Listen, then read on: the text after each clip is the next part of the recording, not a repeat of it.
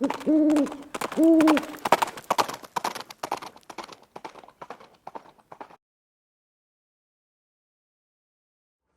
guys, Viejo here, and we are starting the third week of August in 2023. Got a nice day here again, as you might well expect. Here on the central coast of California, it's 72 here in the garage. Warmer than that outside. I got 68% relative humidity. We've had a little bit of a system sort of pass through, and it's been cloudy and misty in the morning. But nonetheless, sun's out now. Nice day. Hey, it's Moldy Monday, and this is episode 24. What I've got for you today is an RCBS mold for 45 ACP. This is the 45-225RN. It's a round nose bullet. I bought this secondhand, and so it didn't come with a case.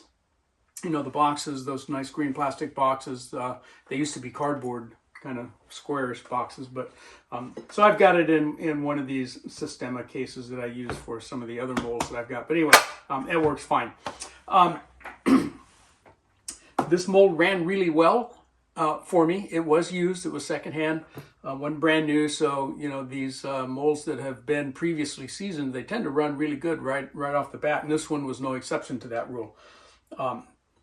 You'll be seeing that if you're watching on Rumble. We'll show you some casting video here soon. So we got them all casted up. We got them powder coated, got loaded up with two different loads that I used. I used some 700X and some Winchester 231. And as we'll see in the range footage, the 231 shot a little bit better. I think the 700X load was just a little too light for it to shoot well. But I was real happy with what happened with the 231 load. It shot very nicely, and it's a bullet that I'll shoot again. And in fact, at the time of this recording, I've already loaded up the rest of the bullets that I had cast. Didn't take that many to the range.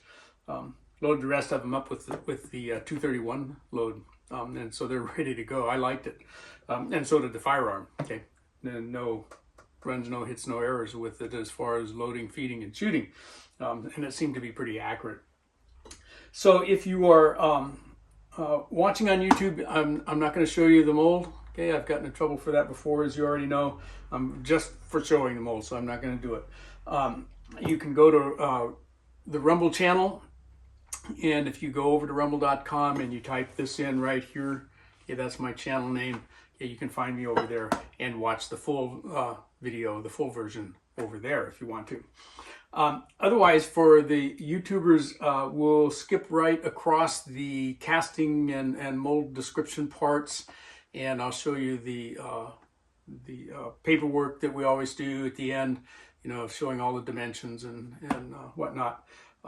So we'll take a look at that, and then we'll head to the range and show you about that. Here's our information.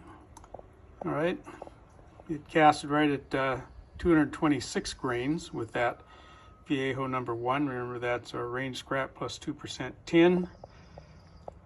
Both cavities right at 0.452 in diameter. Overall length of that bullet is 0.682.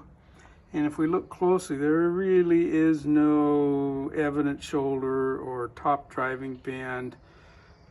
It's there, it's just not distinct enough to measure to. So instead we measured to the top of that grease groove, and that came out at 0.240.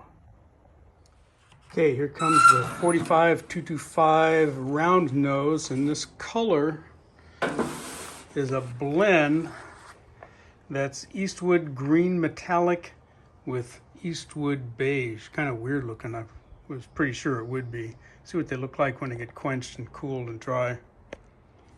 All right, we're going to call this color stone, because it kind of looks like it's made out of rock. Kind of interesting. I mean, it's not what I would call beautiful, but it coated really well and uniformly. No problems at all there. Smash test went good. Stone, 50-50, Eastwood green, midnight green metallic, and beige. All right, as you saw, we got them cast up, and the mold ran well. As I said, got them powder coated. I did load these up with some Winchester 231 and high score 700X, and we went to the range.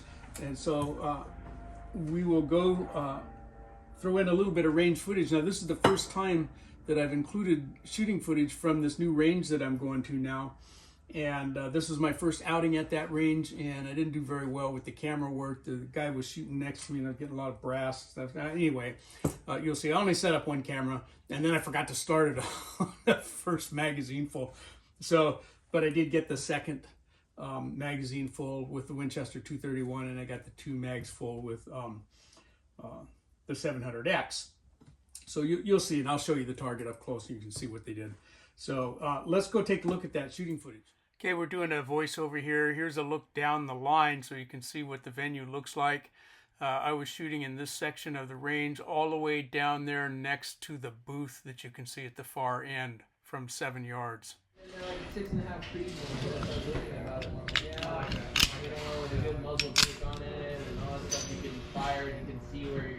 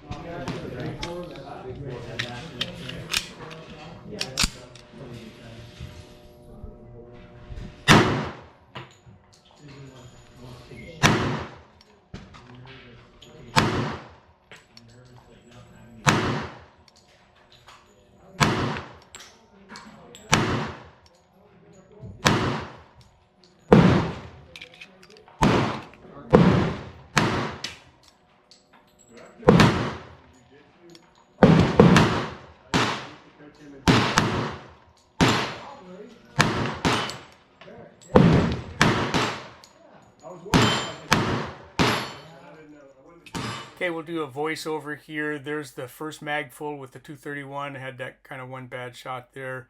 There's the second mag full. Not too bad, but not a perfect group either. 700X shot a little low and slow for me. Not quite as good a group. I adjusted my point of aim then. The second mag full of 700X. Didn't do too bad, but did not do as well as that first load of 231. Outside of that one flyer, that was a pretty good group. That's a whole bunch of that 40 Smith & Wesson with that nice Lee 145 bullet. There it is. All went well. I had an interesting time up at that new range. That was a good experience for me. On the rest of the Moldy Monday series, more than likely you're going to see me shooting at that range at one side or the other. There's going to be days when I'm going to be taking long guns up there as well. And sometimes we may not do target shooting. Sometimes we may just go up there and shoot some of that steel they've got up there. So anyway, let's bring this one to a close. I hope you enjoyed, that. Maybe it's a mold you might have been thinking about, got some ideas about, and want to take a look at yourself. But from the Viejo bench, for now, that's all she wrote.